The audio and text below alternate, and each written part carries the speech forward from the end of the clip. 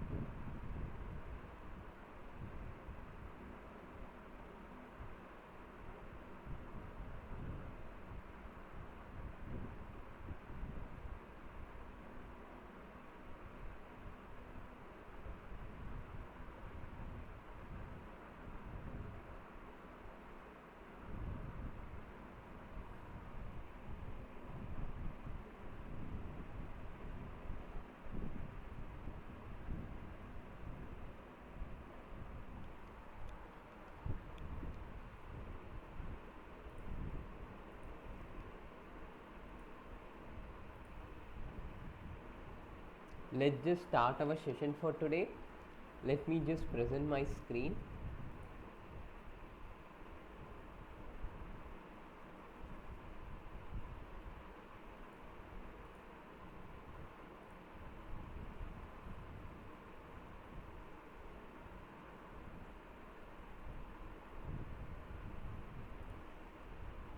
I hope my screen is visible and I'm audible also. Can anybody confirm?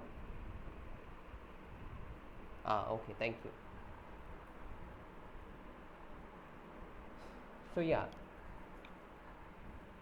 So I welcome you all for the week 4 live interaction session for the course Colloids and Surfaces. This course is offered by Professor Basavraj from the Department of Chemical Engineering, IIT Madras, under the NPTEL program. I am one of the course team member. I am responsible for conducting the live interaction session. My name is Pratyumnan and I am a PhD scholar in the Department of Chemical Engineering at IIT Guwahati.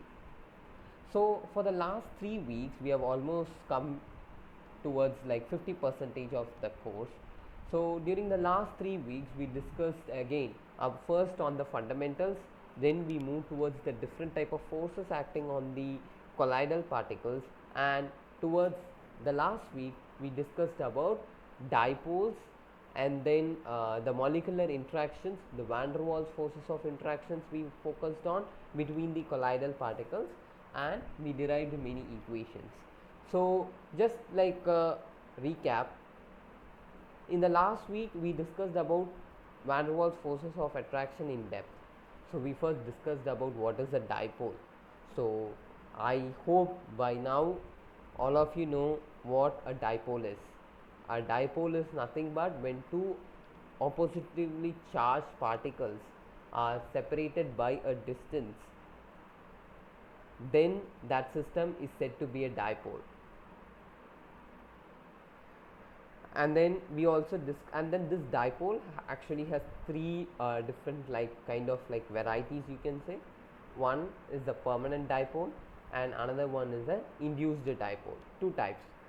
So a permanent dipole is a dipole that basically arises because of the electronegativity difference present in the molecule, whereas in case of an induced dipole, they are primarily neutral atoms or non-polar groups, so they don't have any dipole moment for themselves, but they can get dipole, that is a dipole can be induced in them because of some sort of an electronic disturbances, the disturbances in the electronic cloud, or by the permanent dipole.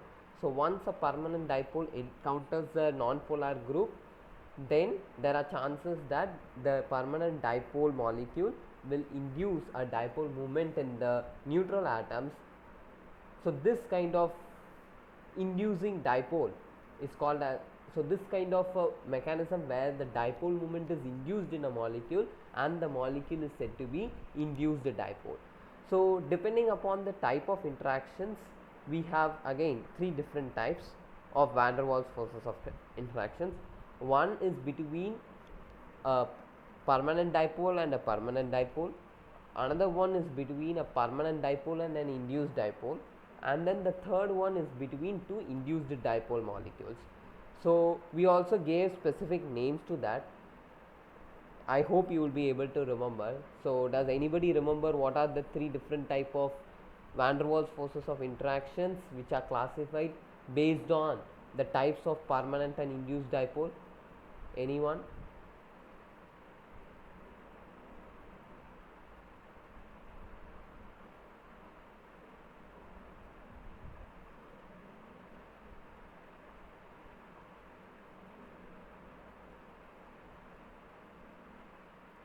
Yes, anyone?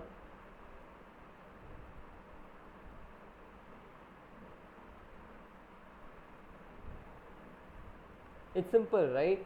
So between two permanent dipole moments, the interaction is called keystone interaction. Between one permanent dipole and then another induced dipole, the interaction is called Debye interactions. And then the third one is nothing but it is called as the London dispersion forces that exist between two induced dipole molecules. So these are the three types of van der Waals forces of attraction, and we also saw the expressions for each of them. If you remember that very big expressions, let me just check, week 3, let me just show you that one. Yeah,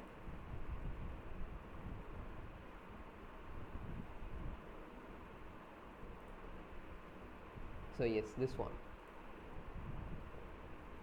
So if you remember this, we gave this expression, and then we told that the term 1 basically represents for the Debye interactions, term 2 represents for the keystone interactions, and then term 3 represents for the London dispersion forces. And then we also define each and every term, like for example, what is alpha? Alpha is nothing but it is the polarizability, mu is the dipole moment, and then the nu is called is the frequency of the vibrations.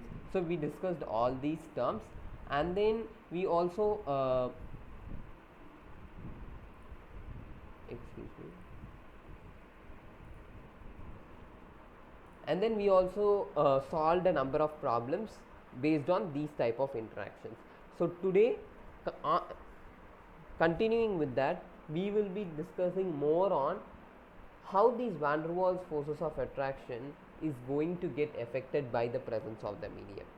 So if you see the Hamakers constant, if you remember that A equals to rho Na pi by m the whole square times beta. Let me just show that also.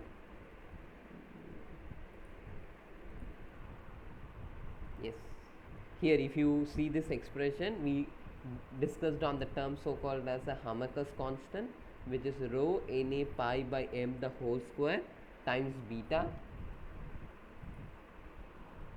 So we discussed that calculation of the Hamakers constant for macroscopic bodies. Again, when we discussed macroscopic bodies, it was in the terms of the colloidal particle. So today in this live interaction session, we will discuss about how this Hamakers constant is going to vary depending upon the kind of presence of the medium, like what is exactly the role of the medium in the Hamakers constant. We will be solving problems and then discussing the concept sidewise, and then we will discuss about colloidal polymer mixtures. So how does a addition of a polymer affect the colloidal mixture, what kind of changes are brought in the colloidal mixture, or what kind of interactions exist in the colloidal system or gets introduced in the colloidal system because of the addition of polymer. So today's main focus will be on understanding how polymers usually affect the van der Waals forces of attraction between two colloidal particles, or what change does it brings into the mechanism of interactions between the colloidal particles. So moving on, so polymer colloidal mixtures. So when you add polymer, so the major reason why do we add polymer to a particular colloidal dispersion is because of three reasons, as you can see here. First one, it helps in increasing the viscosity of colloidal suspension. Second one is that it acts as a binder to the ceramic suspension, and then the last one is to tune the particle interactions. So polymers, when you add them to the colloidal suspensions, if not all the polymers, there are some polymers like cellulose, you can take some sort of a carbohydrate or organic polymers. Those will help in increasing the viscosity of the colloidal suspensions. So they help to make restrict the flow of your colloidal suspensions, because viscosity, if you increase viscosity, it means that you are restricting the flow of a particular solution, and then it also acts as a binder to the ceramic suspensions. So when you have some sort of a ceramic materials, there this polymers can be used as a binder. So one of the primary reason why we use the binder is to make sure that the material does not get cracked or does not get spilled up. The polymer helps in keeping the ceramic suspension stabilized or intact with each other. So while talking about this increasing viscosity and acting as a binder, this kind of reminds me about I hope majority of you will be at least aware of the term called additive manufacturing, or something called as 3D printing, right? So over there, if you see, we do print many of this 2D materials or the ceramic suspensions.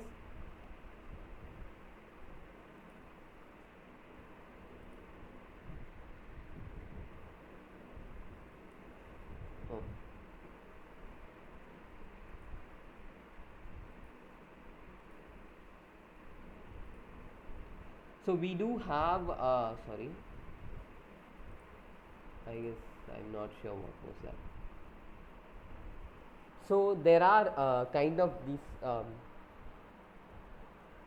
where were we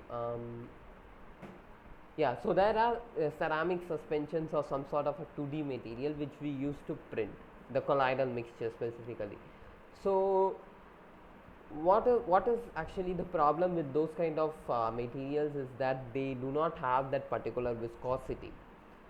So it becomes very difficult to print those materials. Actually, if you see, for printing any kind of material on any substrate, you require an increased viscosity. Like the viscosity should not be like, so there is a particular range for the viscosity. So in order to obtain that viscosity, we usually add these kind of polymers, so that you can make a viscous suspension, and that viscous suspension will be useful in printing our material on the surface. Once the material is printed, we use the different kind of strategies to remove the polymer out of the mixture. So over there also, these polymers that they add are usually some kind of like the cellulose one, because as I said, not all the polymers that you use will be able to increase the viscosity of your suspension. There are only a very few polymers, or that, I mean, in the sense, not all the polymers, there are only some polymers which can increase the viscosity. For example, if you take conducting polymers, they may not be very helpful in increasing the viscosity of the colloidal suspension. But whereas if you see this organic, such as I said, carbohydrate or some sort of like polymethamethacrylate or polystyrene, they will help in increasing the viscosity. So yes, over there these polymers are acting as a binder, and they help in increasing the viscosity of the printing material. But again, that also has its own issue, because if you use this 3D printed materials for some sort of an electronic or energy storage applications, where the conductivity of the material is of a primary concern, these binders, such as I said, cellulose or some kind of an organic polymer, will actually are not conducting in nature, so they will bring down the overall conductivity of the material. So that makes it difficult for them for to use the printed substrate somewhere. So you have to go for a lot of additional processing, which sometimes will deteriorate the original properties of the material that you are actually printing on. So yeah, so these are some of the challenges if you see in certain fields of where you use these polymers as binders, and which helps in increasing the viscosity of the solutions.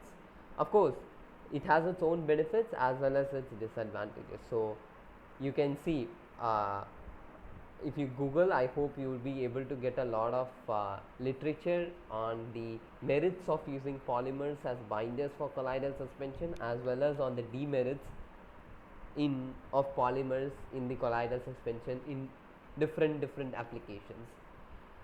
So the polymers also, they actually have a behavior, or they tend to behave differently depending upon the solvent that you use. So if you remember, we discussed about this in the very first lecture also of ours, where we discussed about the type of nature of interactions. So over there we discussed about two type of colloids. One was lyophilic and lyophobic, and there we discussed about CNTs, and then how functionalization of the CNT will result in a lyophobic one to become a lyophilic. At the same time, we also saw few examples on how does the polymer and then the solvent interaction, or to be more specific, how the solvent that is used will help in the dispersion of a colloidal mixture. So over there also, if you remember, we discussed about two different type of solvent. One where the polymers will be in a very relaxed state, which is the most favorable state for the polymer. That is is called as a good solvent. So in case of good solvent, what happens is that the monomers that are present in the polymer chain, the interactions between that monomer and then the solvent, or to be for a convenience sake, we say the interactions between the polymer and then the solvent will be greater compared to the polymer interactions. So in that case, the polymer chains that are present in the solution will be in a more relaxed state. That is more favorable state for the polymer. But if you change the solvent, if you use, suppose let's say a different solvent, and in that solvent if the polymer interactions, the strength of that polymer interactions is more than the polymer solvent interactions, then the polymer coils, then the polymer actually tend to coil up, they shrink in size. So those kind of solvents are called bad solvents. So where the polymer interactions is greater than the polymer solvent interactions, that type of solvents are called bad solvent. Then there is also one type of solvent called theta solvent. So theta solvent is usually the ideal cases where the polymer interactions and then the polymer solvent interactions both are equal to each other. So in total, if you see, there is no net interactions. The net van der Waals interaction, the value of phi will be 0 in case of this theta solvent.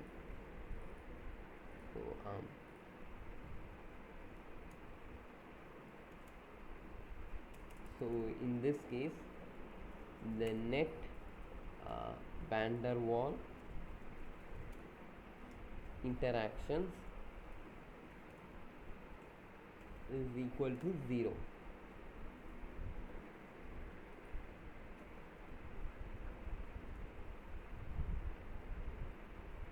So this is one case where there is no interactions between the polymer, where the interactions between the polymer and the polymer solvent negates each other, like cancels with each other. So yeah, so depending upon the type of the solvent that is used, you can actually change the way the polymer behaves, and that is what we discussed there also. Suppose if you take CNTs, the normal CNTs, and if you disperse them in acetone, let's say, they will get dispersed properly and it will be stable. So in order to classify based on the interactions, those interactions depend not only upon the dispersed phase but also on the dispersion medium, and you can manipulate this by either functionalization or changing the solvent or by decreasing the concentrations of the solvent or the solute phase molecules also. So this is a very playable parameter.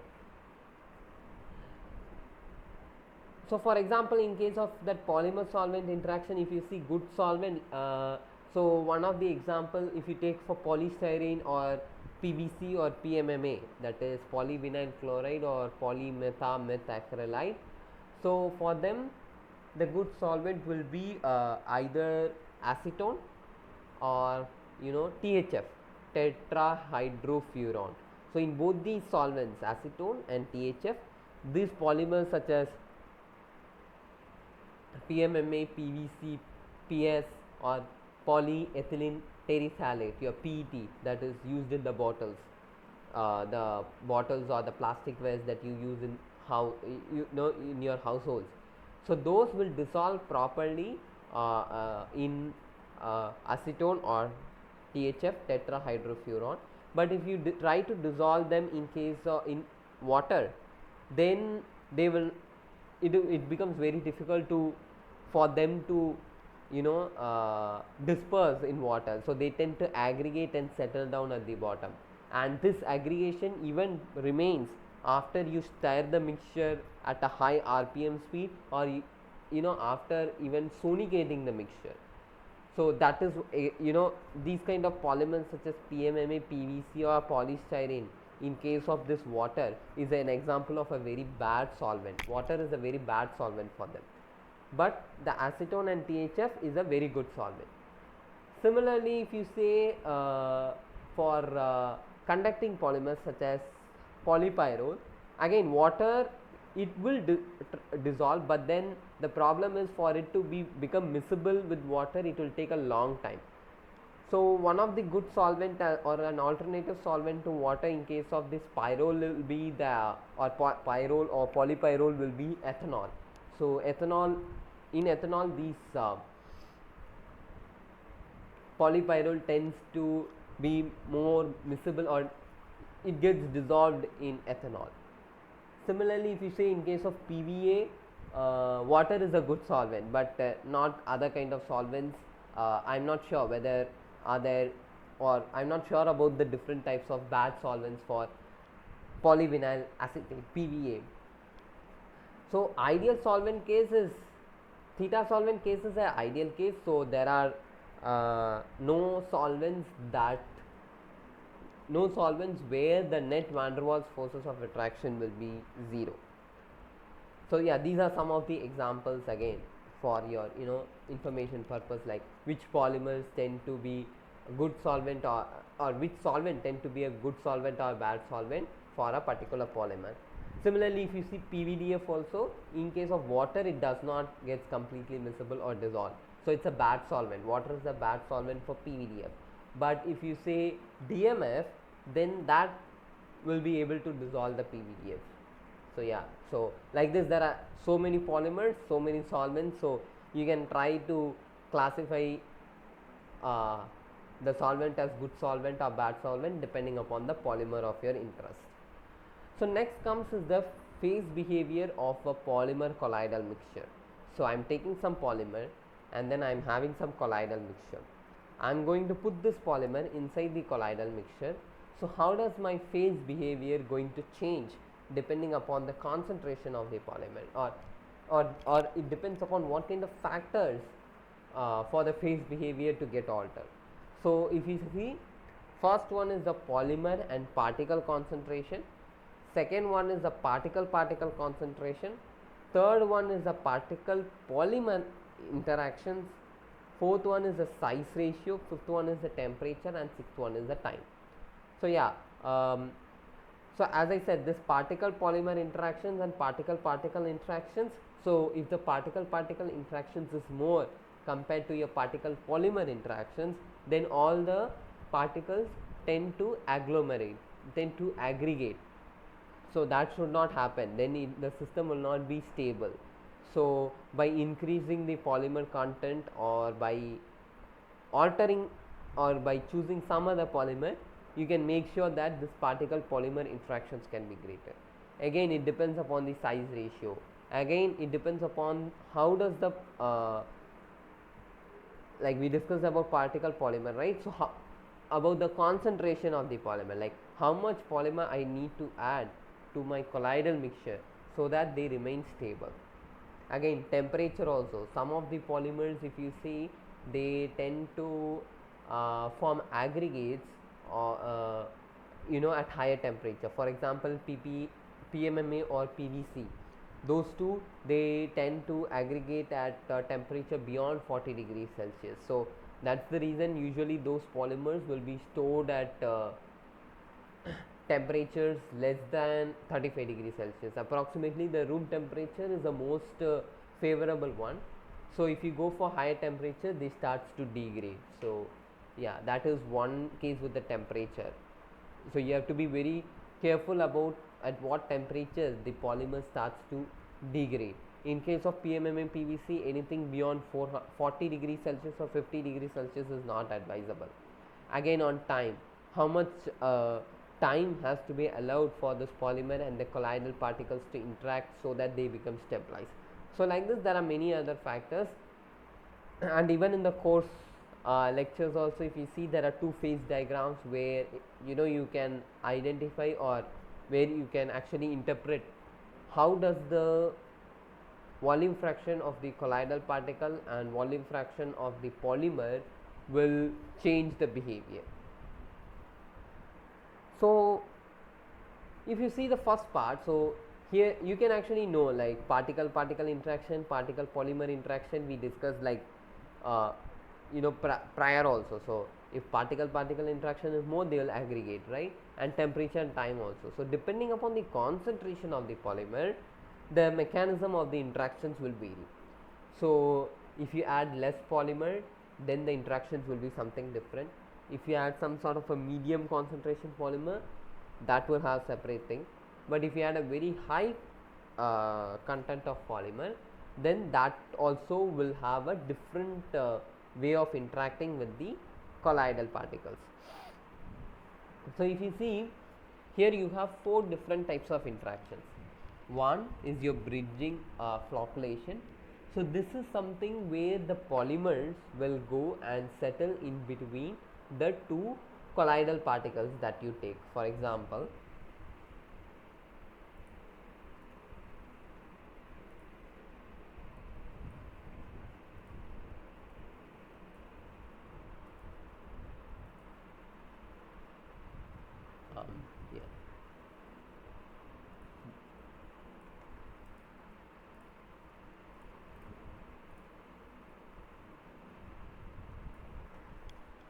So in case of bridging flocculation, where the low concentration of polymer is present, these polymers tend to go and occupy the spaces.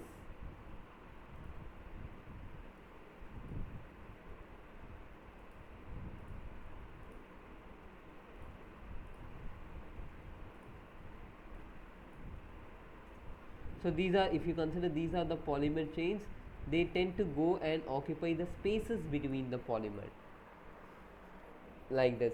So when the separation distance between the two colloidal particles is more, or if the polymers are, so in case of low concentration, they will be able to penetrate between the separation distance between the colloidal particle, and due to this what will happen is that the particles tend to aggregate. So flocculation means aggregation. In a sense, it actually means aggregation. Flocculation means aggregation. So the colloidal particles tend to aggregate in that case. So these polymers, they go, they settle themselves between the two colloidal particles, and then they flocculate the system. So that is the reason it is called bridging flocculation. So the polymers tend to bridge between the colloidal particles, and then they flocculate the system or aggregate the system. So bridging flocculation, if you see, is a kind of a way to destabilize the colloidal system. So this is called bridging flocculation. So this tends to destabilize the colloidal system.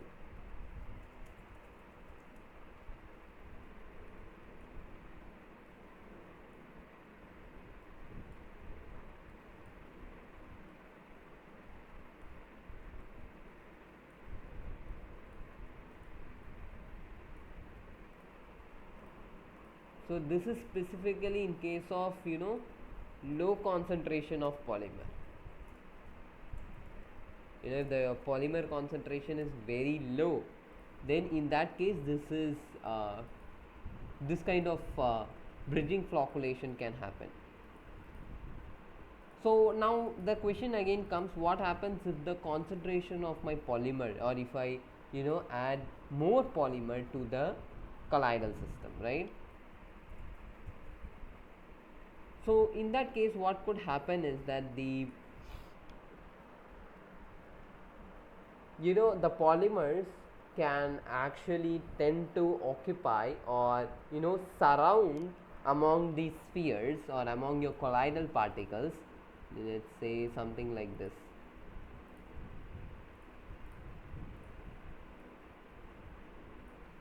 So your polymer chains can grow on the surface.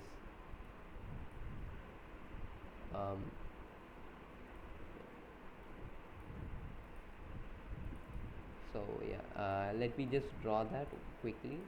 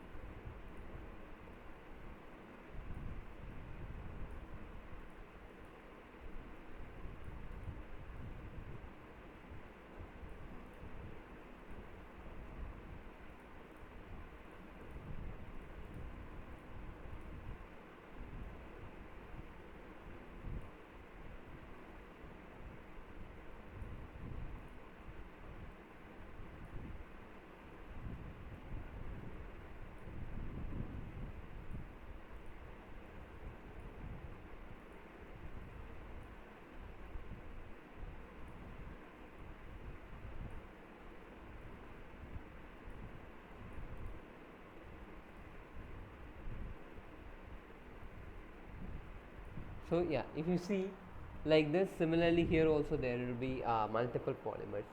So these polymer chains, if you see, they try to grow, they grow actually on the surface. Just draw, and then let me just write that. So polymer chains.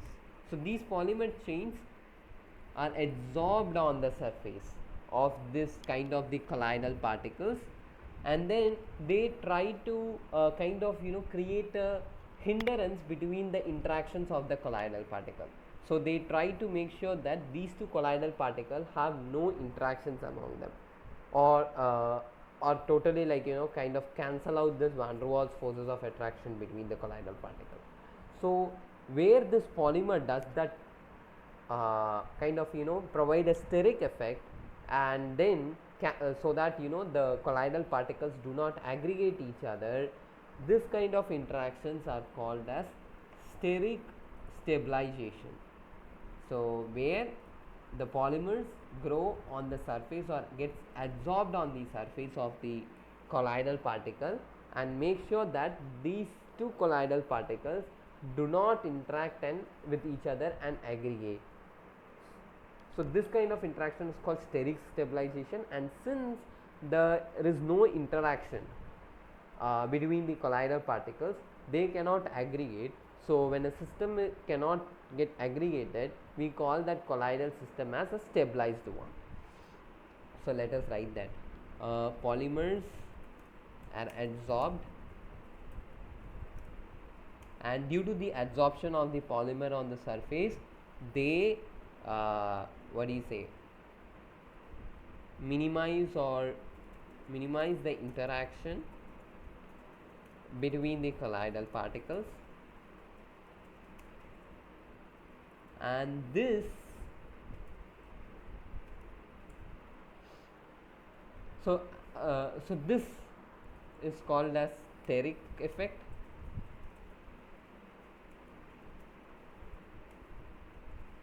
Steric effect of polymers on colloidal particles. And since there is a steric effect, or there is no interaction among the colloidal particles, or let me be more specific, if there is minimal interactions between the colloidal particles, so there will be not much aggregation, no aggregation of the colloidal particles.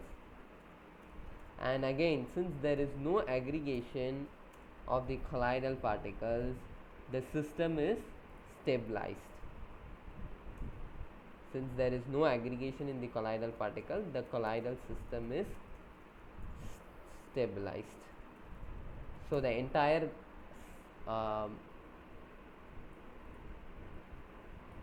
so thus the entire system is called as steric stabilized system, or this type of interaction is called as steric stabilization.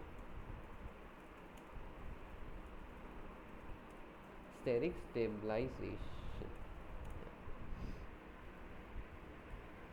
So this usually happens in case of if you have a medium concentration polymers. So first we saw about low concentration, now the medium concentration. The next one what you will have is something at a medium to high concentration of polymers, but those kind of interactions are called depletion flocculation and depletion stabilization. So what usually happens is, in those cases the colloidal particles will be present, you will be putting the polymers into the system, but those polymers will not be adsorbed onto the surface of the colloidal particle, unlike what you see in case of bridging flocculation or steric stabilizations. So over there what actually happens is, the polymer chains do not occupy the space between the colloidal particles. They tend to come out of that separation distance zone, and then this leads to the flocculation in the system or aggregation in the system, and that is called as depletion flocculation. So let me just explain, or show a cartoon diagram for that.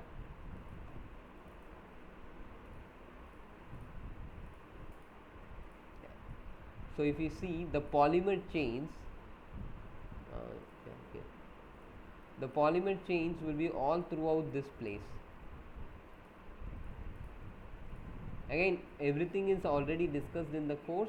Since these kind of conceptual questions are tend to arise, so I am also discussing this once again. If you have any doubts, please let me know. Please turn on your mic and then raise your question so that we can discuss that out. And the purpose of this session is to do that. So you are supposed to ask questions and then we should discuss together and solve those problems or the questions that you have. So you try to utilize this session to the maximum. So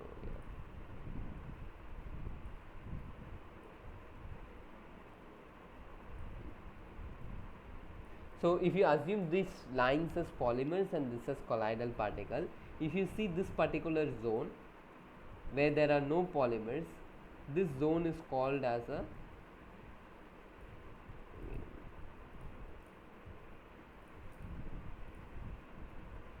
sorry.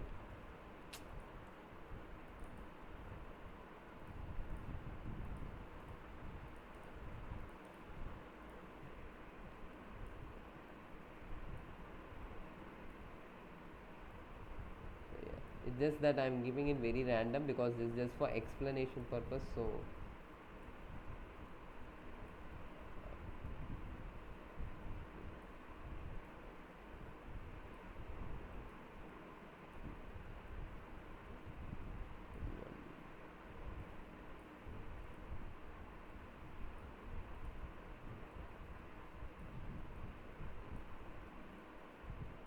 So this zone where there is no polymer, that is the zone between the two colloidal particle, that zone is called as a depletion zone. Depletion zone. So due to this due to this depletion zone where the polymers actually are not present and then they flocculate, these particles also tend to flocculate and the system is destabilized, and then the entire type of interaction is called depletion flocculation. So here the system will be in destabilized condition, or you can also say they will be in an aggregated condition. That is what actually it means as flocculations also. So you have another case. So this usually happens in case of medium to high concentration polymers.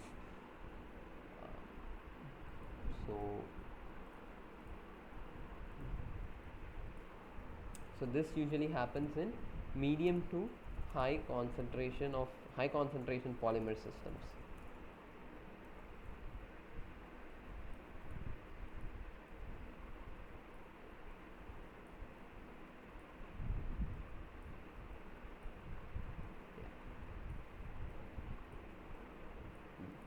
So this is usually the case of medium to high concentration polymer. Again, if the concentration of the polymer is more, sometimes it becomes a choice that the polymers are surrounded between the spheres, but between the between the colloidal particles, in that separation distance, there can be sometimes, or there due to the depending upon the type of the polymer, there can be a chance that removing the polymer out of this depletion zone becomes practically impossible. So when that happens, that system is called depletion stabilized system, or depletion stabilization system, or depletion stabilization interaction. So over there, since the polymers cannot be completely removed out of this depletion zone, as you see in case of depletion flocculation, the polymers tend to stabilize the system of the colloidal particles. So that system is called depletion stabilization. Let me write that: depletion stabilization. So over there, polymers cannot be completely removed from the depletion zone,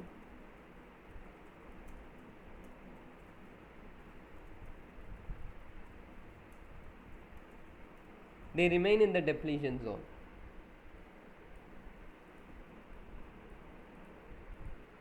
So polymers cannot be completely removed from the depletion zone, and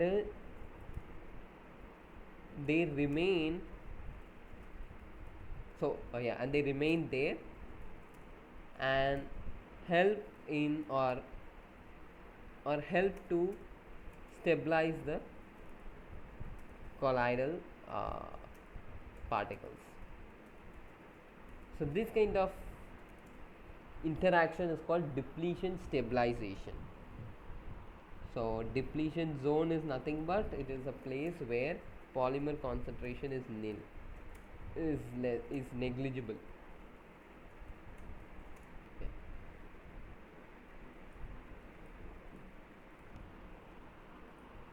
So this is about the different type of interactions that is present.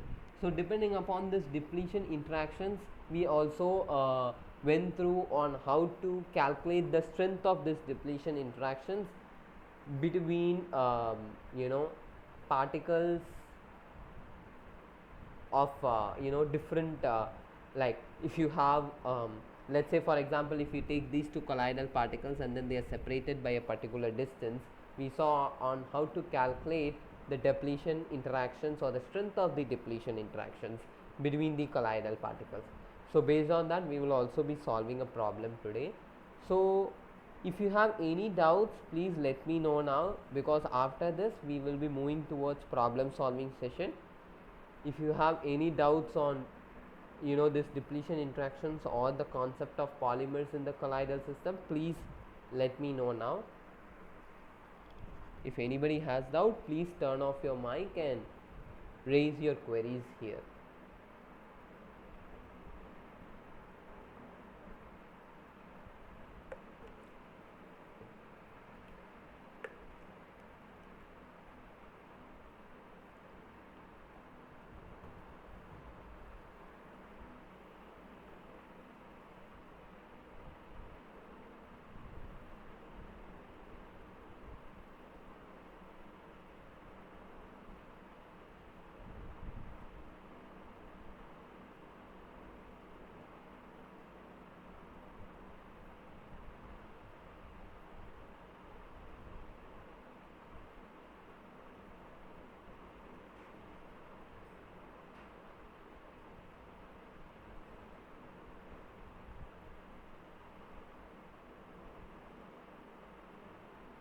Yes, does anybody have any doubt?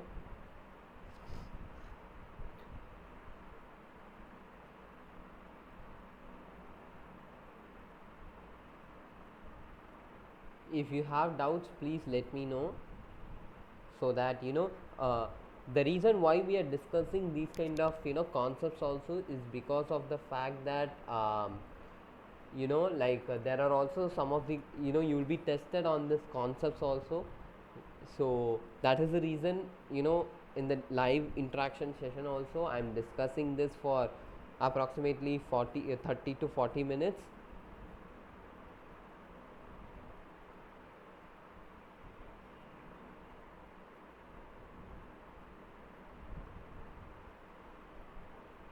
Okay, so if you have no doubts, or okay, let me just wait for one more minute, please. If you have any doubts, raise your queries.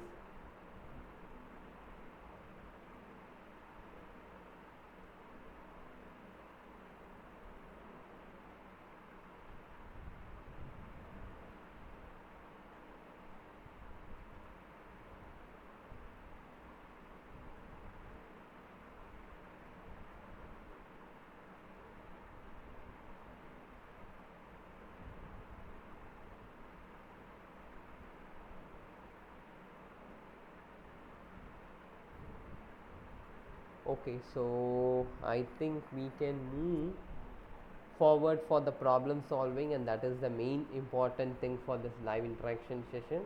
So this question, if you remember, this we discussed in the last class. So last class we were supposed to discuss, but due to some we were exceeding more than 2 hours, we didn't solve two questions from the last live interaction session. So let's just finish that. I hope we have sufficient time with us. Let's just finish these two questions so that we can progress towards our the problems for the week 4 live interaction session. So let me just put in my presentation mode. I hope it is visible. So the question 1 states that we are supposed to calculate the total potential energy for interactions between two blocks. Again, if there is a word of a if there is a word of a blocks, it means macroscopic objects. They are asking you to calculate between flat surfaces, between two parallel cylinders of radius 200 nanometer and 400 nanometer, and then they are asking you to calculate also the total potential energy for interaction between spheres of identical radius which are separated by a distance of 10 nanometer. They are asking you to take that the blocks are made up of the same composition. Of course, this has to be there, because if the composition is different, then the value of your Hamakers constant, if you remember, will be different. I hope you guys are able to remember. Let's say, so if the composition is not the same, your rho will be different, your m will be different, your Na will be different. So you cannot just take out the value of A from the expression or write a single expression for the Hamakers constant. The value of Hamakers constant in that case will become different. So this condition is is a must. Excuse me, 1 second.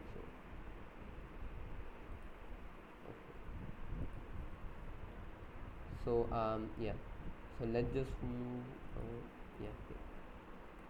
They are of the same composition. Total number of molecules is given as 4 into 10 to the power 3. They are asking you to consider the value of beta as 7.06 into 10 to the power minus 77 joule meter power 6, density to be 1.02 and molecular weight to be 68 gram per mole. So one thing that I want you to observe here is that if you see the radius of the particles or the dimensions of the particles, 200 nanometer, 400 nanometer, 150 nanometer. So even though they give you the macroscopic objects, those macroscopic objects should be in the dimension should be within the dimensions of a colloidal particle, that is your 1 micrometer to 1 nanometer. So otherwise these equations will become invalid when if you go for some kind of a micrometer or a millimeter system. These equations may not remain valid. So this condition is very important, that even though we say macroscopic objects or blocks, those blocks must be in the dimensions similar to that of the colloidal particles, or they should be in the colloidal dimension range. So how do you solve this? It's very simple, but here you need to either know how to derive the expressions for calculating the total potential energy between parallel cylinders and spheres, or you need to remember the formula. So again, deriving the formula in the exam might take a lot of time, so it's better to remember them. But again, it is your wish. You know, if you're comfortable in deriving them, you can go for that also. So how do you solve this? First, case A is very simple. Case B and case C is also simple. It's just that again that expression. So how do you solve this?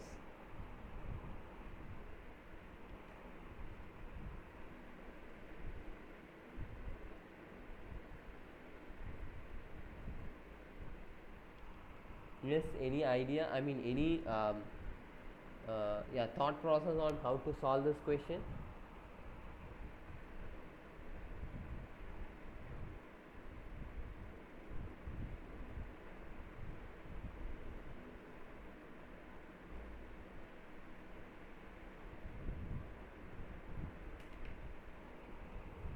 Any idea?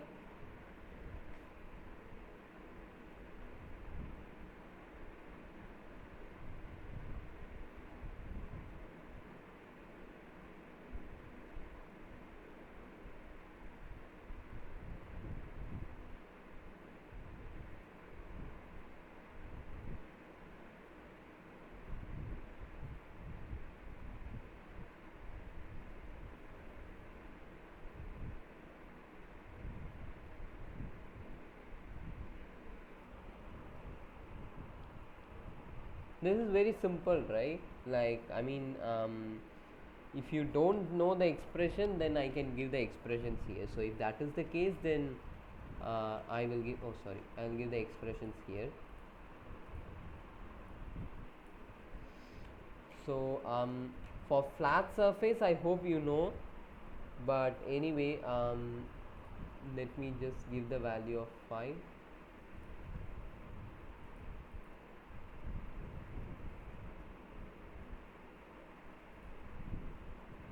Oh, sorry.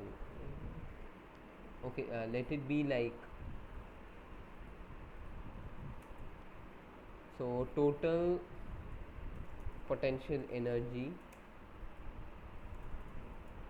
will be, for the first case it will be minus AH or minus A divided by 12 times pi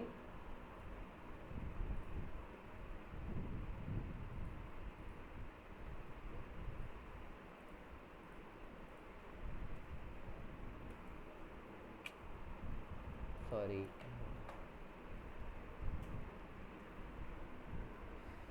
times your d square. The d is nothing but your separation distance. The value of A is the Hamakers constant.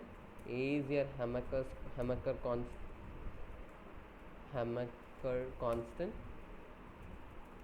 Your d is nothing but separation distance. So I hope now it will be easy for you.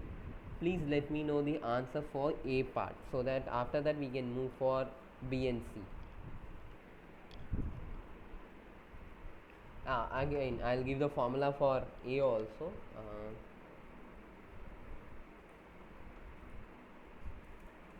It is rho, or okay, let me just paste it from the other slide.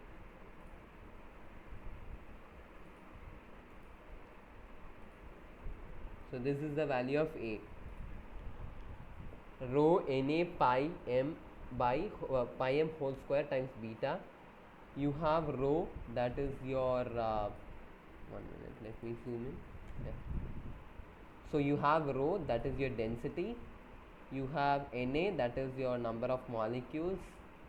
You have pi, that is 3.14. M is nothing but your molecular weight, so that is 68 gram per mole. And then you have beta, 7.06 into 10 power minus 77. So you just need to substitute, and please let me know what is the value of A.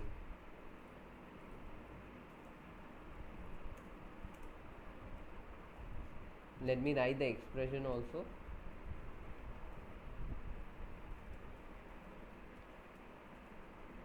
Times pi, that is 3.14, divided by 68, that is your molecular weight, to the power whole square.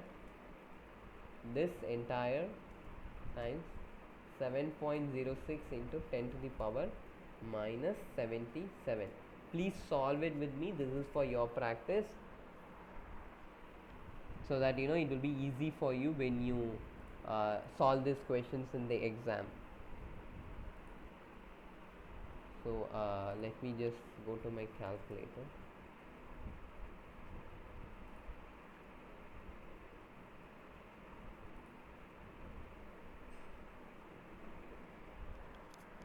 So if you have the answer, then please let me know. Meanwhile, I'll start calculating.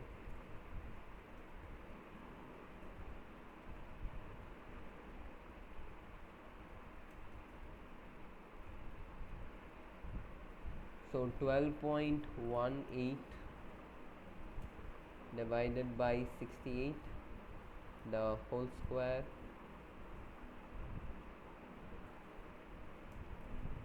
times 7.06 into 10 to the power minus 77. So what is the answer?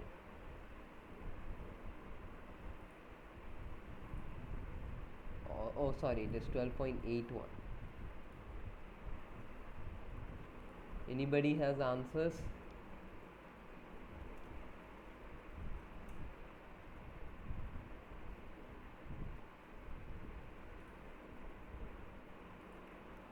what is the value of A?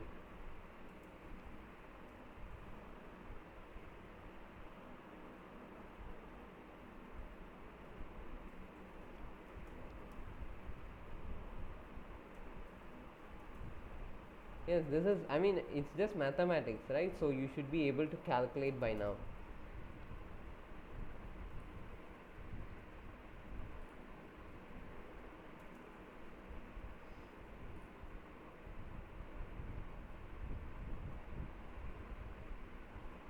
So 0.188 the whole square is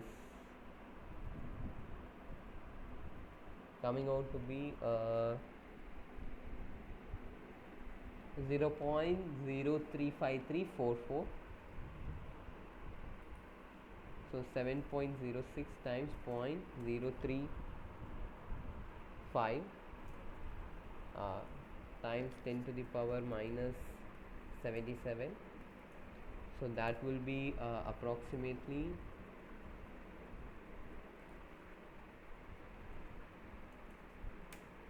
0.249, or you can write as 2.5 times 10 to the power minus 78. And what is the units for this Hamakers constant? Last time also we discussed. Any idea on what is the units for Hamakers constant? Anyone?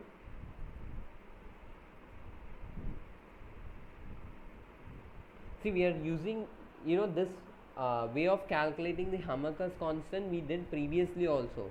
The reason why we are doing this is because we need to get practice. So please solve it along with me and let me know the answer so that I can verify whether I am doing it properly also.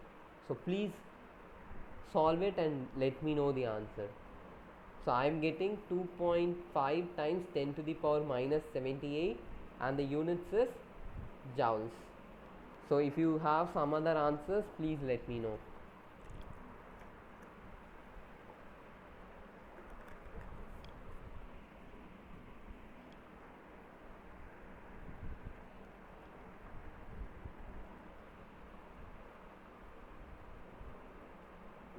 Oh, see, look, here we again made a mistake. We forgot to multiply the 10 power 23. See, this is the reason you need to solve the problem. So that, like this kind of mistakes can happen from anyone. So, yeah. So, this will be 23 times 23. So, that will be 46. So, let me just multiply at the end 10 to the power. Yeah. So these many joules. So if you okay, let me just write that again. So it will be 2.5 times 10 to the power minus 78 plus 46 will be 32, right? So minus 32 joules. I hope I didn't make any mistakes.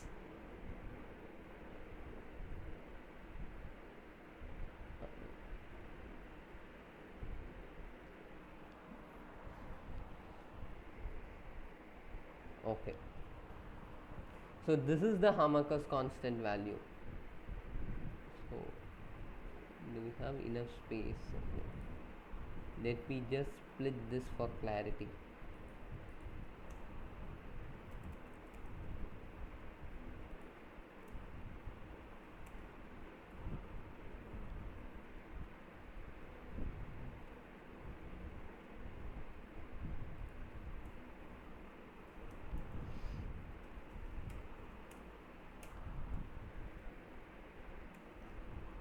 So the value of A is 2.5 into 10 to the power minus 32 joules. So I hope you also have got the same answer. Since nobody responded back, I am taking my value to be right, and then going to proceed for calculating the first question, that is both are flat surfaces. Let me keep this as 1 so that we don't get confused. So the expression I have given, total potential energy is equal to minus A, that is your 2.5 into 10 to the power minus 32, divided by 12 times pi 3.14 times d square. D is the separation distance, so that is 10 nanometers.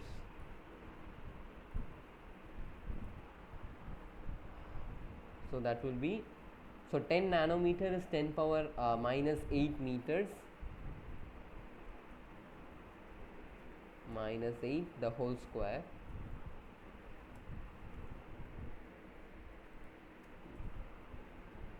So what will be this?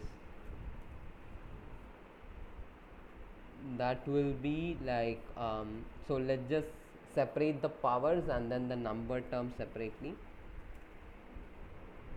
Divided by 12 into 3.14 times 10 power minus 32, and then in the denominator you have 10 power minus 8 the whole square, so that will become 10 power minus 16. When it goes to the top, it will become 10 to the power minus 16, and that will be joules.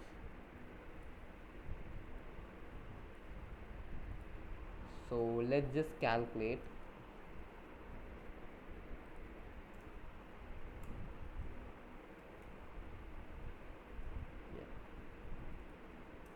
Again, I think this you will be able to do, and let me know the answer. So 12 times 3.14 will be 37.68. So 2.5 divided by 37.68 will be 0.066. That will be 6.6 times 10 power minus 2, and here you have 10 power minus 18, so minus 16. So together I can write it as 10 power minus 18. And what will be the units? So in the numerator you have Hamakers constant A, which is joules, and in the denominator you have D, so that will be D square, so that will be meter square. So this will be joule per meter square. So this is for the first case where you have to calculate the total potential energy for the interactions between two flat surfaces. Now we need to calculate between parallel cylinders, and they have a certain radius as 200 and 400 nanometers, and then between spheres of identical radius. So for making the work easy, let me give the expression for you for both the cases. Please solve it and let me know what is the answer. So in case of for parallel cylinders,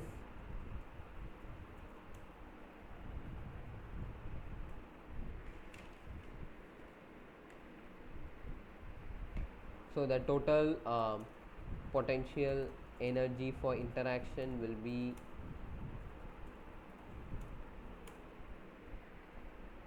minus A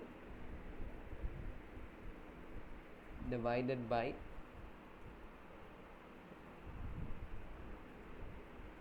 12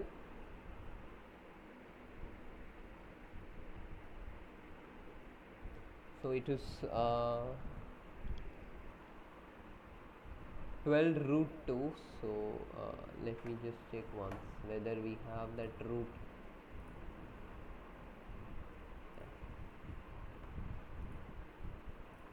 So 12 root 2 times d square, this entire expression multiplied by r1 r2, that is r1 multiplied by r2 whole divided by r1 plus r2, this entire expression whole power 0.5.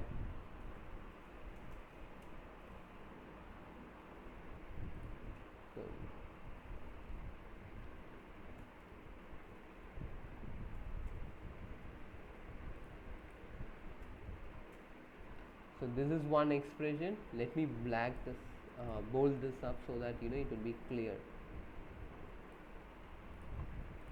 So this is one term, minus A by 12 root 2 times d square into or multiplied by r1 r2 by r1 plus r2 the whole power half. This is for parallel cylinders. For spheres, the formula is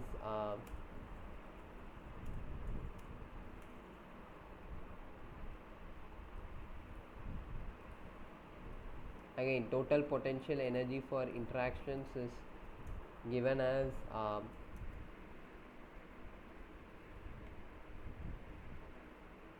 minus, so here also you have two terms, so minus a by 6 times separation distance into you have r1 times r2 divided by r1 plus r2, that's all.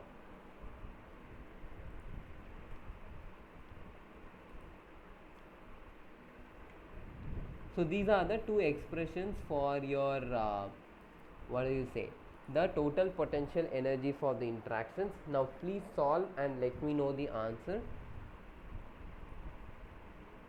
Again, I have given everything, so if you want I can give you the values also, so that we can see here.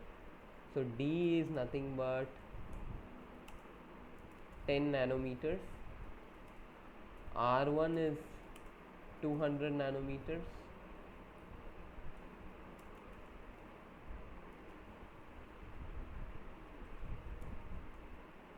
your R2 is 400 nanometers, and then your A value, that is Hamakers constant, it will not get changed, it is 2.5 times 10 to the power minus 32 joules. So you just need to calculate here. And in case of sphere, R1 is equal to R2, that's equal to 150 nanometers. Again, D remains the same, so yeah.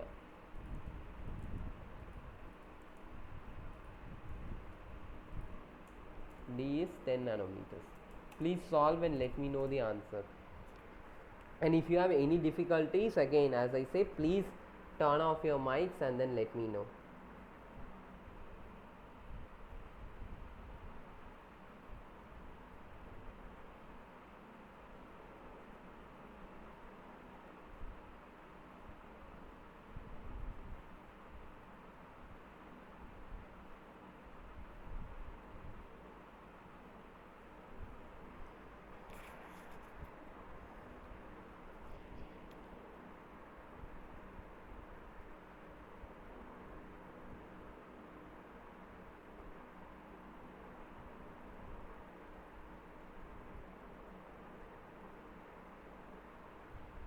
Yes, what is the answer?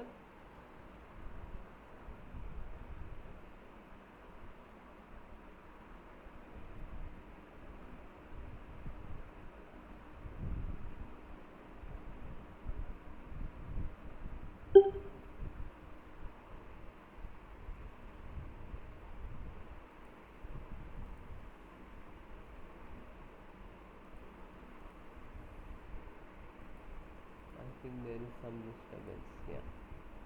I don't know, there was some disturbance, I think. So please let me know the answer, or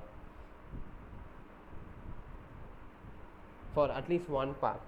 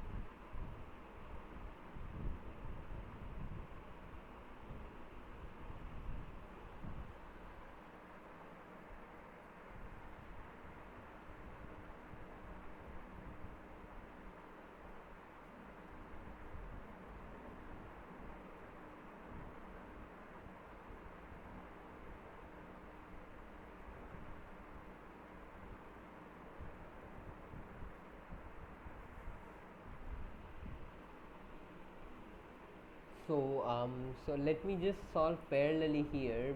So let's just keep solving along with me, and let's check whether we get the same answer or not.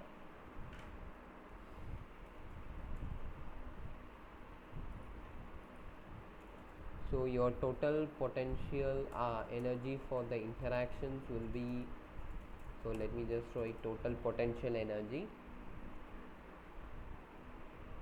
Just keep for the time being A as A itself, 12 root 2 times d the whole square, right? So 12 root 2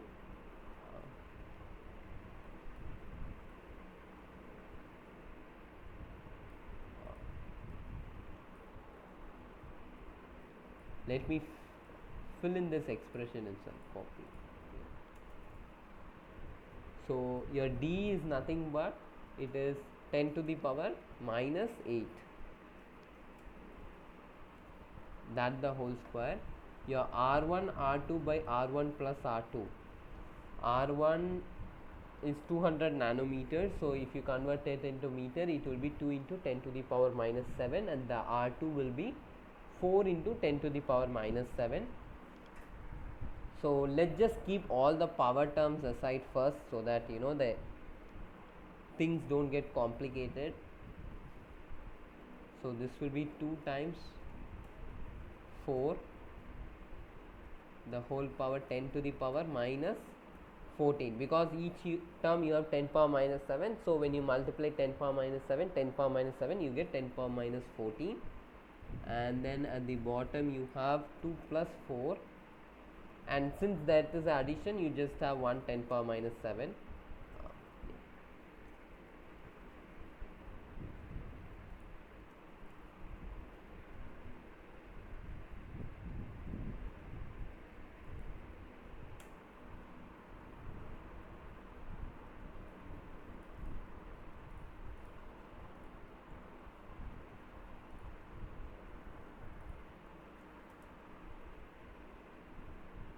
So if you see, it will be see again, it's very simple, but again looks very complicated due to this numericals. So if you see here, this 10 power minus 14 in the numerator and 10 power minus 7 in the denominator will become,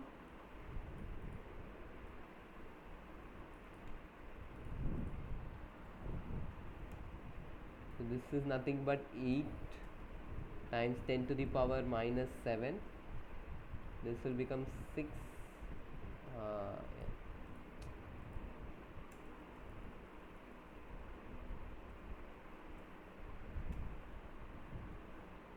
So if you simplify, it will be like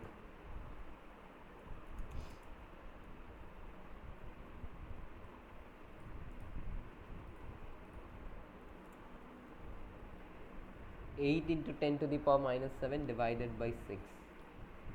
8 by 6 is 1.33.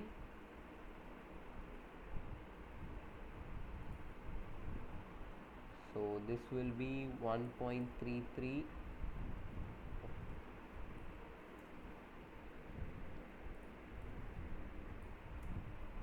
to the whole power minus 0.5. So that will be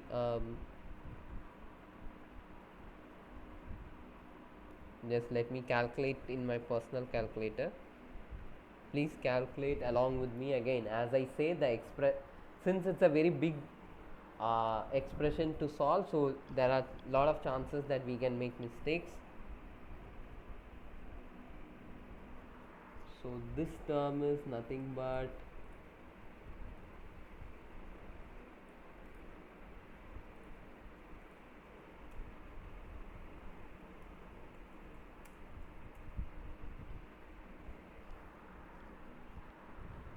3.6 times 10 to the power minus 4.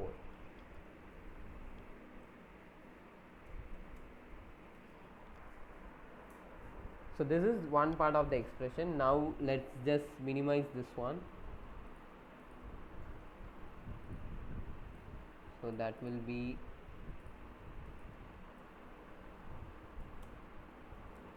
I'm showing step by step so that it is easy for you to understand.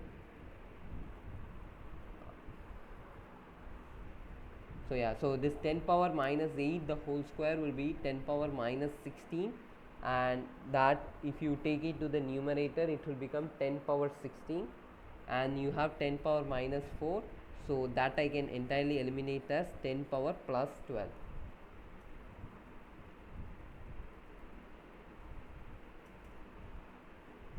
Right, and then you have minus a, and you so let me substitute for a also. So Hamak's constant is 2.5 times 10 to the power minus 32 joules. So if you take out the power again, it will become 10 power minus 32 and 10 power 12, so that will be 10 to the power minus 20.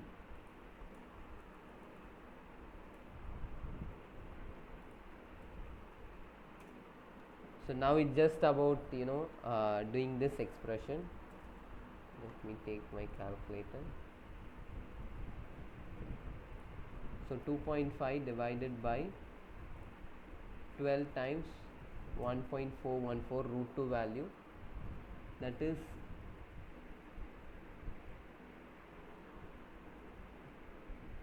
wait, I think I made a mistake.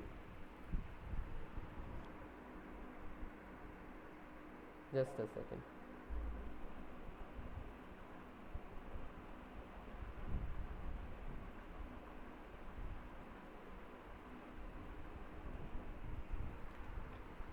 So this value comes out around 0.147 times 3.6 times 10 to the power minus 20. Let's just see the units at the end. So that value will be 0.147 times 3.6, 0.5292, or you can say it as 5.292 times 10 to the power minus 21. What is the unit? So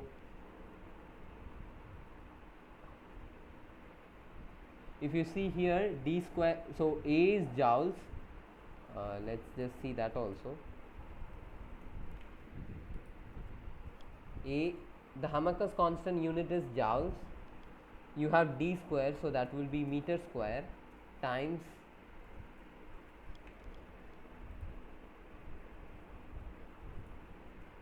R1 multiplied by R2 will be again m square, meter square, divided by R1 plus R2 is meter, and this whole to the power 0.5.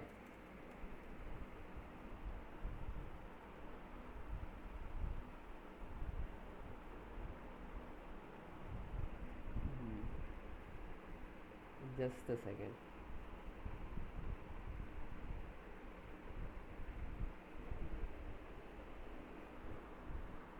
Again, see, there is a expression mistake I did. It should be 1.5. I'm sorry, please change this value as 1.5. Oh no, sorry. This value is 0.5. This is not d square, the value is d power 3 by 2, that is 1.5. It's my mistake, so please correct this. So this will change the answer then in that case. So now the units will be correct. So yeah, here you have m power 1.5, here you have m power 0.5, so that will be joule per meter square.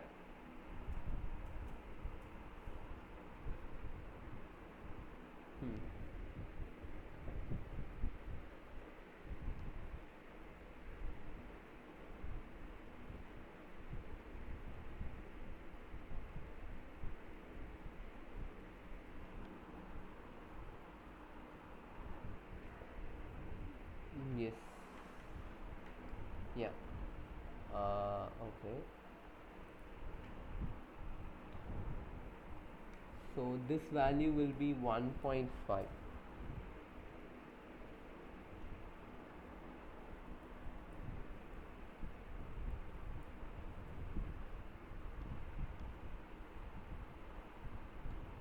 Right. So it is 10 to the power minus 8 to the whole power.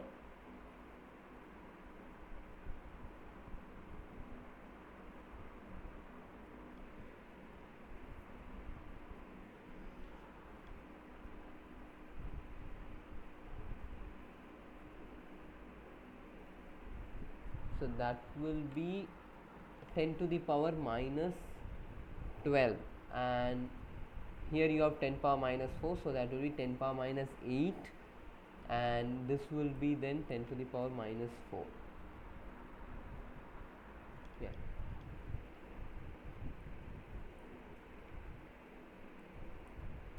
So that's again, that is the reason I say please be careful with the units. So now since I have solved for the two, please try solving for the last one.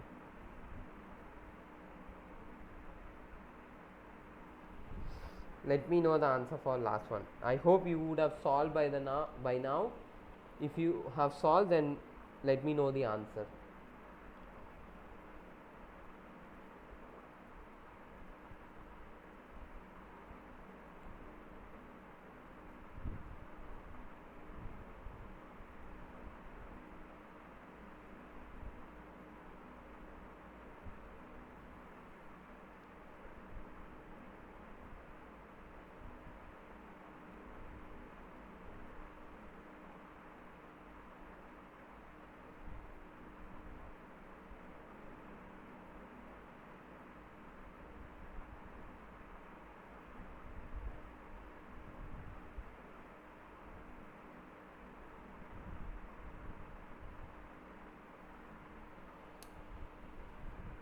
Yes, it's just about substituting this in this expression.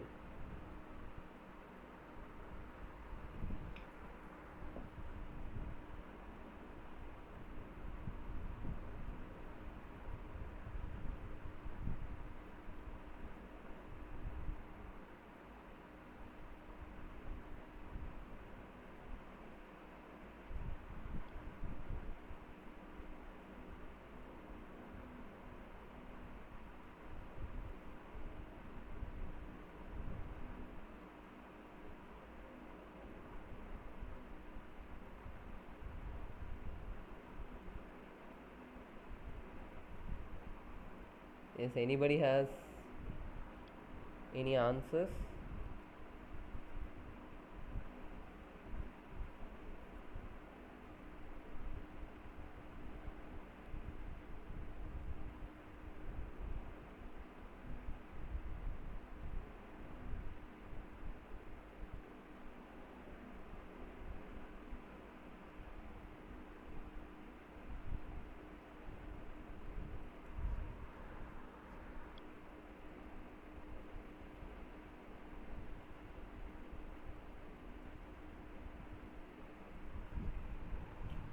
Okay, let me also solve it. I hope you guys are solving with me.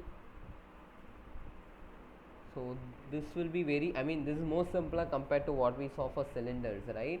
So let me just take that above, and yeah.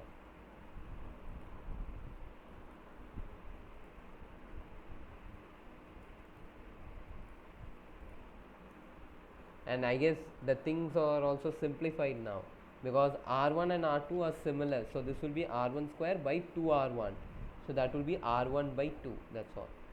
This will be R1 by 2, so that will be, again let me keep that A outside for time being. A divided by 6 times D, that is 10 to the power minus 8, and into 2, or let me just keep this at one place. R1 by 2, so R1 is 150 nanometer, so that is 1.5 into 10 to the power minus 7 divided by 2. So 1.5 divided by 2 is 0.75, right? So this, let me write directly as 0.75 into 10 to the power minus 7.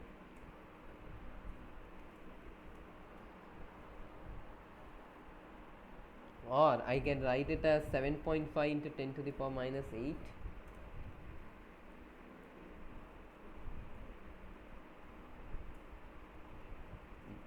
So in the denominator you have one 10 power minus 8, in the numerator I have another 10 power minus 8, so that will get cancelled each other. So this expression will get simplified as minus Hamakers constant times 7.5 divided by 6.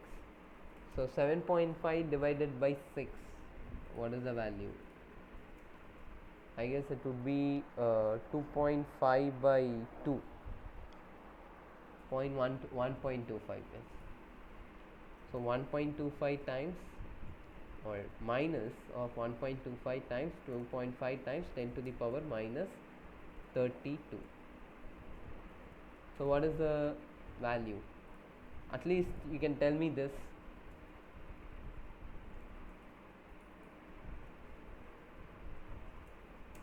It is minus 3.125.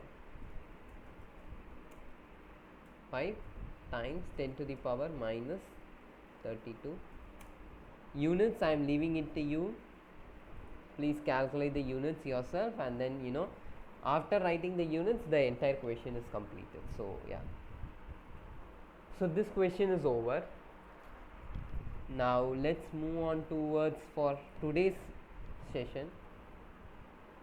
So it states that calculate the Hamakers constant for the following system. First one is gold, water, gold, where water is the interacting medium, and then you have the second one as PMMA, so that's a polymer. So PMMA is nothing but polymethacrylate. Let me just give the values for this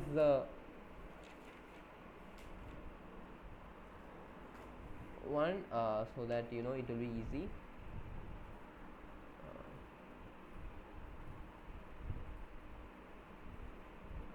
So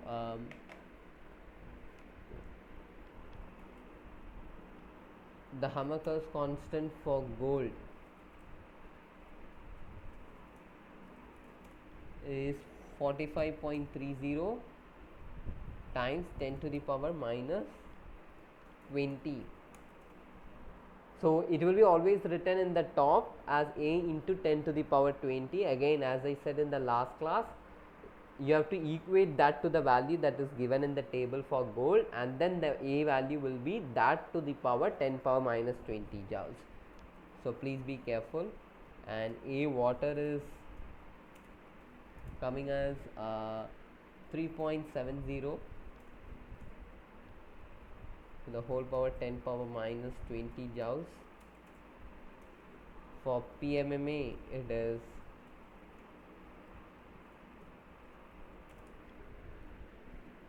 7.11. Oh sorry. And for the Hamakers constant for acetone is 4.17 times 10 to the power minus 20 joules. So now you know the Hamakers constant for each of them. So for gold means it is the Hamakers constant for a system of gold particles, or for two gold particles separated by vacuum, that value is 45.30. For water it is 3, and for PMMA 7, and for acetone it is 4.17. Now you are supposed to calculate for a system of gold, water, gold. So here water is the interacting medium.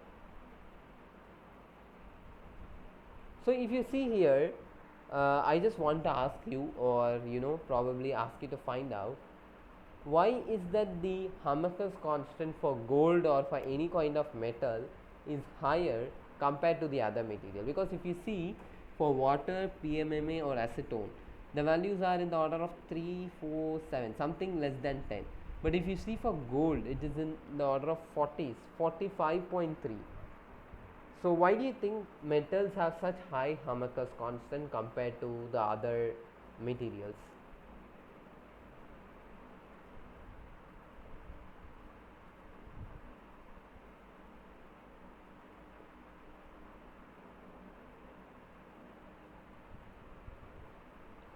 Any idea, any thoughts on why the Hamakers constant for metals or any kind of gold is much higher compared to other materials.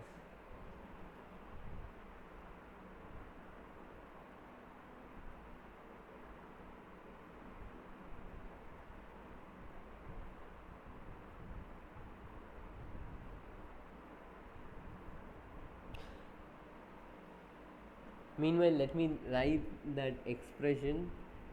This expression has to be derived. So let me derive for the two particle system, or like a two system with 1 and 2. Similarly, you can do for 2 and 3 also.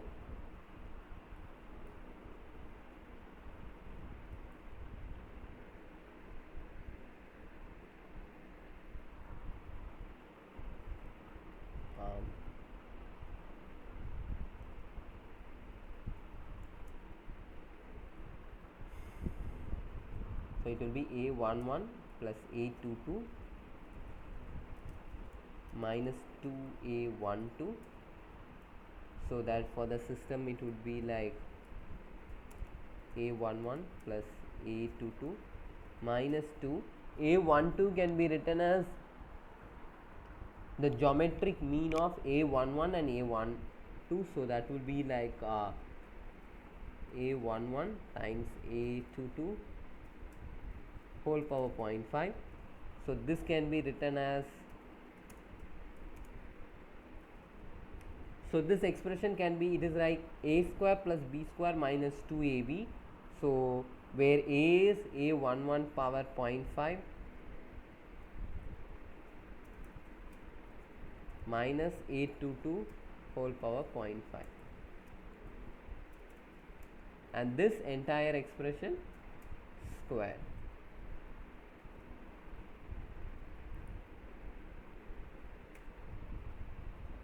So this is how you derive. So over there, what you do is, to find out the interactions between the two particles or 2-1-2 system, you consider them as, first you take the interactions between 2 and 1 for both the particles, and then you assume that those particles tend to attract between each other. So that's how you write A11 plus A22 minus 2A12, and you get the value of A as this. So now it's about substitution. So if you, for example, let's say in case A, if you take gold as your one, and water as the second second component, then the value, the Hamakers constant for the system will be A11. So that will be for gold 45.30. Let us keep the power aside for some time.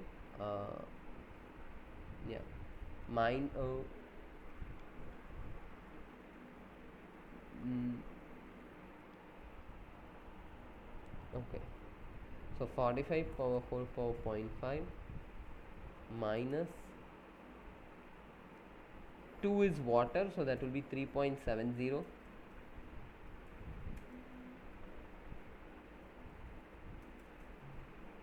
And you have the 10 power minus 20. So 10 power minus 20, if you take common from both, it is 10 power minus 20 to the whole power half. So that will be 10 power minus 10.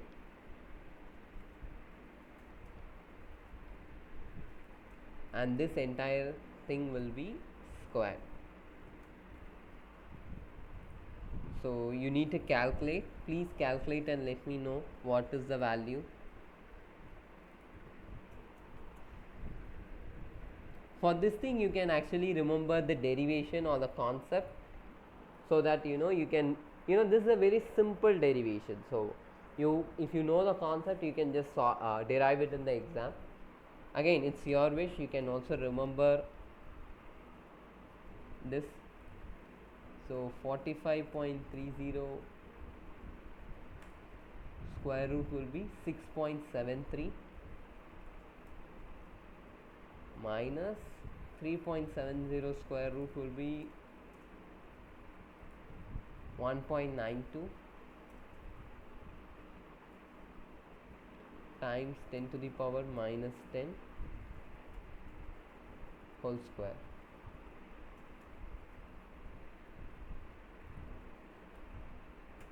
So 6.73 minus 1.92, what is the value?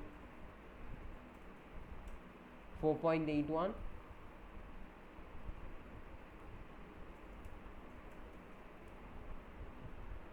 Into 10 power minus 10, so 4.81 will get squared, so that will be like 23.13 into 10 power minus 20, so that will be like 2.313 times 10 to the power minus 19 joules. So this is the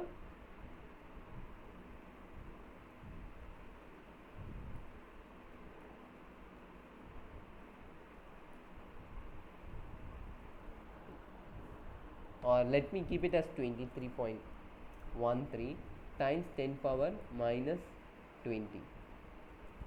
So if you see here, the presence of a particular medium, again if you see for gold, initially in case of vacuum it was 45, right? But if you see in case of water, it has got reduced to 23.13. So a presence of the medium will usually affect the interactions between the two particles. So it's like this, you have two particles. Let me take this example. So you have two particles, at the same time you have some medium in between. So that medium, so there will be interaction not just between the particle but between the particle and the medium also. So due to this, diversion in the interactions between the particle, the Hamakers constant or the interactions between the particle to particle gets decreased. So let me write this. So Hamakers constant, this might be a good question for a conceptual testing. Why does the Hamakers constant decrease with the presence of the medium? Is because Hamakers constant decrease because there is an additional interaction. There is an additional interactions between the particles and the medium. So due to this, the interactions between the particle to particle gets decreased, and this is what you can see in case of PMMA and acetone also. So in case of PMMA and acetone, if you see, the value will be much lesser. In fact, we can calculate and check. So this will be equal to, for PMMA it is 7.11. Let's just take all that 10 power minus 10 the whole square and 10 power minus 20, we can keep it aside. Let's focus only on the numbers. Minus 4.17 whole power 0.5.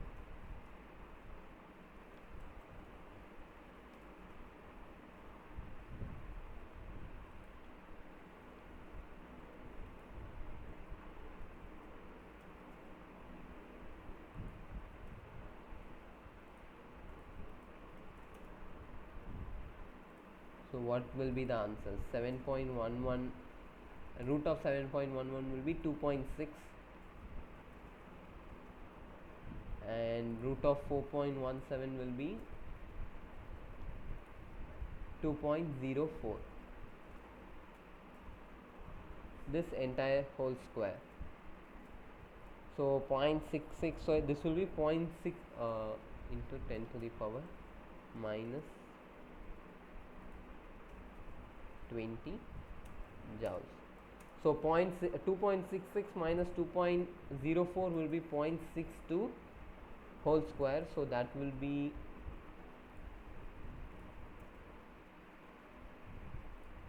0.384 times 10 to the power minus 20 joules. So you can see how far the value has decreased.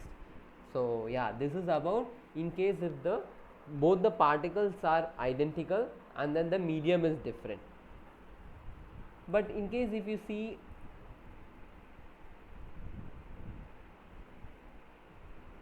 so this is one example of a fact that since the interactions between the particle, let me just concentrate on this value.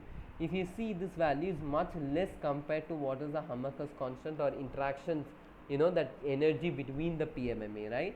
So this is a kind of a validation that such low value, so we have got very low value, so which means that interaction between the two PMMA particles is much less. So the particles are completely miscible with the acetone. So as we said previously, polymer, for example, in case of, for example, PMMA or PVC are much soluble in case of acetone compared to that of water. So if you do this for water and check, let's do that exercise now. So let's keep everything same. Let's just take for PMMA and water. I hope the value will be much greater here.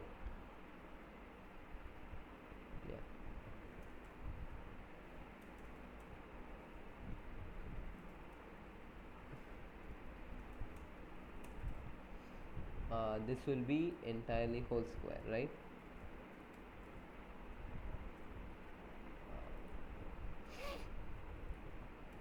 So that value will be 2.66, we know. So for 3.7, the root value is, square root is 1.92. So 2.66 minus 1.92, the whole square, into 10 to the power minus 20 joules. So 2.66 minus 1.92 will be 0.74, and that the square of 0.74 is 0.546. So you can see this can be used as a way to interpret that in acetone the PMMA particles are much soluble compared to that of water. So you can see the difference in the interaction, the Hamakers constant. So there will be a difference in the interaction energy also. For acetone it's much lesser, so which means that acetone is a favorable solvent for the PMMA molecules or PMMA polymer. So now moving on, we have to calculate the Hamakers constant for the following system. I'll do for one, you can try for the other one. I'll do for the first one. I'll give the values here, so you need not worry. Alumina is 15.40. Again, that 10 to the power 20 factor will be same, 10 to the power minus 20, sorry, these many joules. So and A for water, again that will be 3.70, and for the Hamakers constant for polystyrene spheres is 6.58.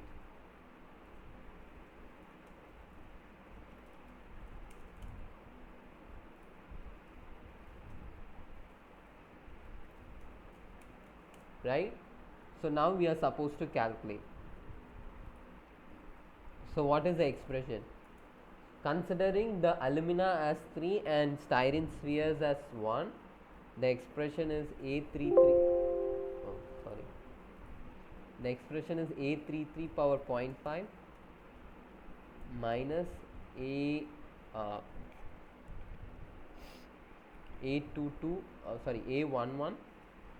power 0.5 times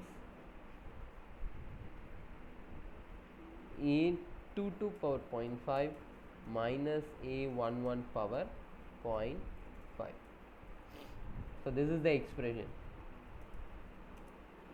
for a 3 system.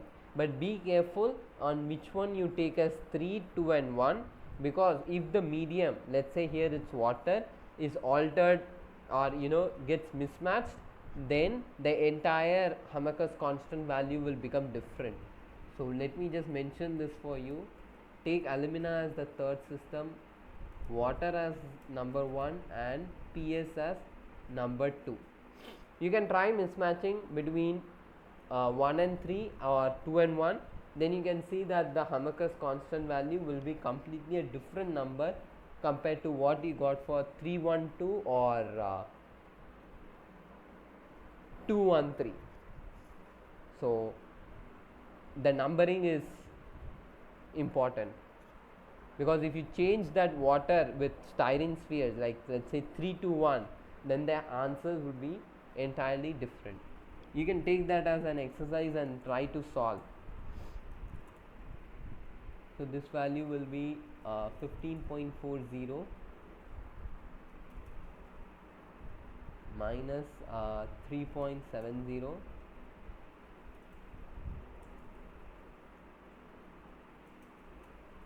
times 822, that is your PS, 6.58 whole power 0.5 minus 3.70 whole power 0.5.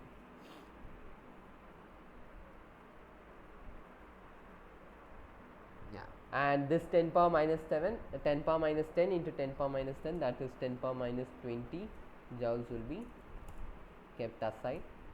So if you calculate, what do you get? 15.40 square root 3.92 minus, for 3.7 we got 1.92 and 6.58. Square root of 6.58 is 2.56 minus 1.92 times 10 to the power minus 20 joules. So that value will be 3.92 minus 2, 1.92 is 2, and 2.56 minus 1.92 is 0.64. 2 times 0.64 is 1.28, right? 64 to the, yes. This times 10 to the power minus 20 joules. So this is for a Hamakers calculation of the Hamakers constant for particles, for dissimilar particles. So like that you can try for iron oxide. Let me just give the values alone. You can try this as a home task, because it's just about, you now know the expression, and iron oxide is 3, cyclohexane is 1, and your silver is 2. So A iron oxide is so for iron oxide it is 21 times 10 to the power minus 20 joules, and for the Hamakers constant value for cyclohexane is you can get these values in the internet also. It's not it's easily available. 5.20 to 10 to the power minus 20 joules, or I'll give the reference from where I have taken that, so it will be easy for you to go and check there. And A for silver is 39.80 times 10 to the power minus 20 joules. So this is for so these values, with these values I hope you can calculate the expression. Let's just go to the next question, which is quite important for this week, and we have, I guess, 5 to 10 minutes left with us. So let's just solve at least one part of that problem before we conclude our session for today. So I hope the question is visible. They are asking us to calculate the strength of depletion interactions. So again, if you remember, we talked about depletion flocculation and depletion interactions, right? So that one. And then they are saying the colloidal particles are separated by a small amount of non-absorbing polymers which have a radius of 5 nanometer.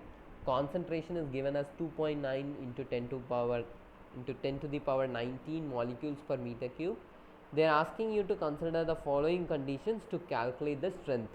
What they are saying is, if the colloidal clay of what you are going to use are plate-like particles, and they have a length and width of 6 micrometers, and then they are separated by a distance of 15 nanometer or 5 nanometer. So let me just tell you what is it like, how do you go about. So this strength of depletion interactions is given by W. So this value, it is equal to osmotic pressure times your volume times your separation distance. Let me keep it as, it is sigma, or 2 times of R minus your separation distance H. And this value is valid only when the value of your separation distance is less than 2R. If, for example, if the H value is greater than 2R, then the strength of the depletion interaction will be 0 if H is greater than 2 times of R.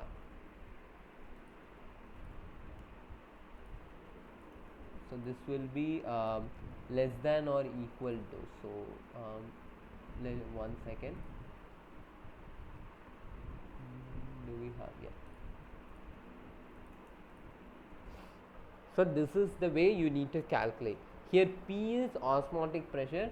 So osmotic pressure, you know the expression from the week 2 session itself, it is N, that is the number density of the atoms, times Kb times T. Kbt is the Boltzmann's constant. Here you can express your answer in terms of Kbt. So with that, you know, you can actually reduce the burden. So with this we need to calculate for the first expression.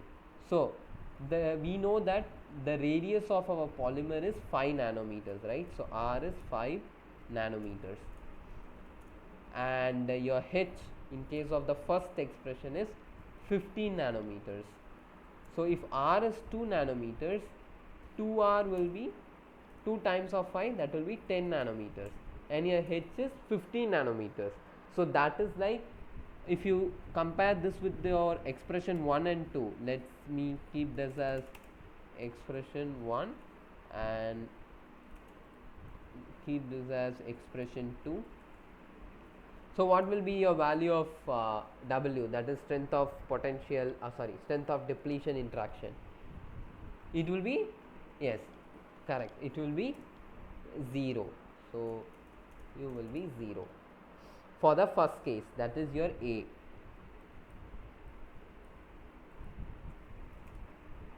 And your B will be, in case of B, if you see again, R is going to be 5 nanometers, 2R is going to be 10 nanometers, but if you see your H value is only 5 nanometers, so that will come under the first case.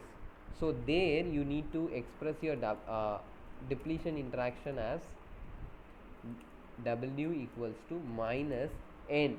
N is given as 2.9 into 10 to the power minus 19.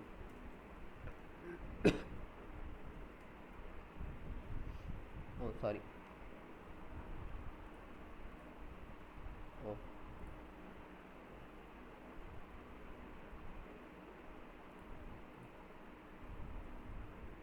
Times KBT, since we want the answer to be expressed in terms of KBT, let me take this to the other side. So that is gone. You have your V. V is nothing but the volume of the depletion zone. So the depletion zone is basically between the two particles, right? The two colloidal particles, that area you want. And here in case of the first, since they are saying it is a plate like particle, so the area will be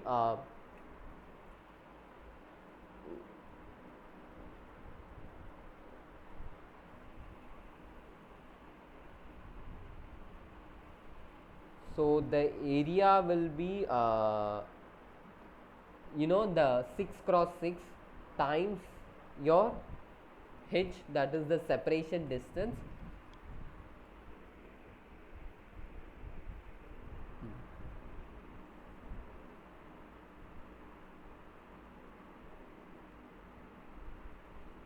Yeah, so area is nothing but 6 into 6 into 10 to the power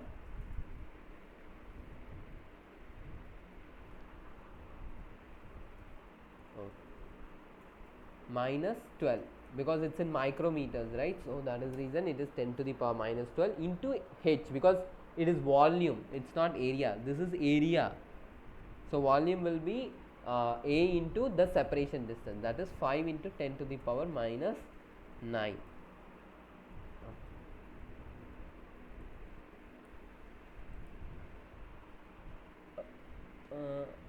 Yeah, I guess that's all.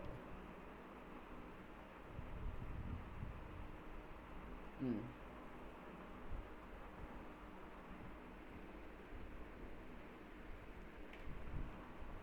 Yeah, so that times 2r minus h, so that will be 2 into 10 uh, minus h, so that will be 5, and here you have your so that will make up that negative sign.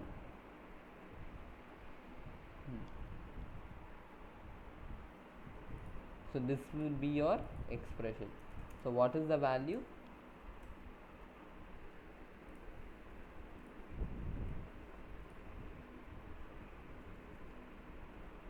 Times 36 times 5,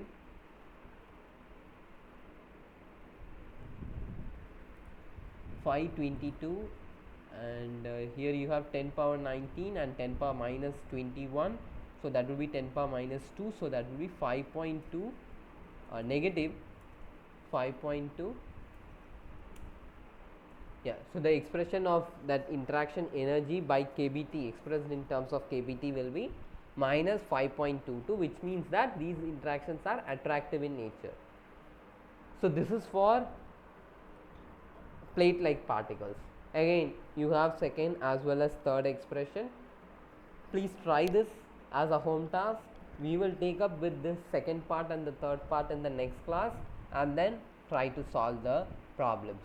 So if you have, so that's all for today.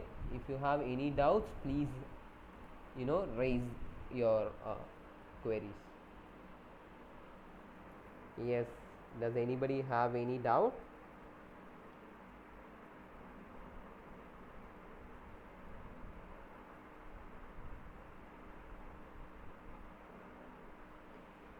Anyone, any doubts?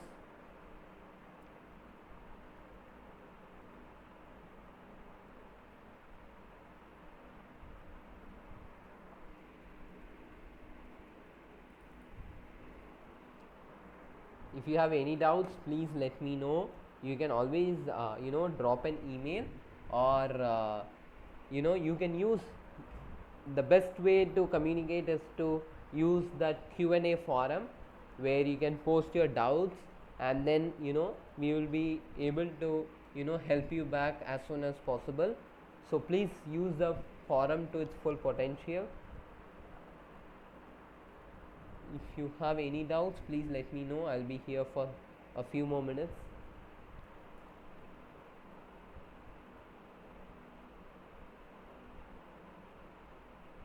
If you have any questions or any suggestions, please let me know. Like, is that way of the live interaction session is fine, or something that you want me to include?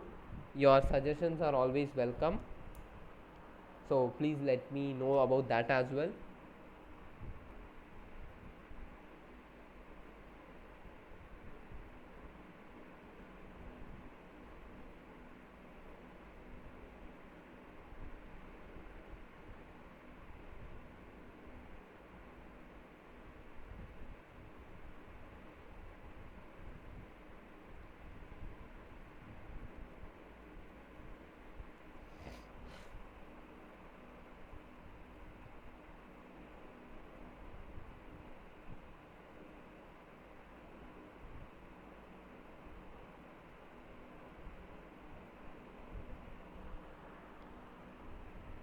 Okay, so since if nobody has any doubts, then let me just conclude the session for today. So I would like to thank Professor Basavraj as well as the NPTEL team for providing me this opportunity to conduct the live interaction session for this course every Sunday from 5 p.m. to 7 p.m.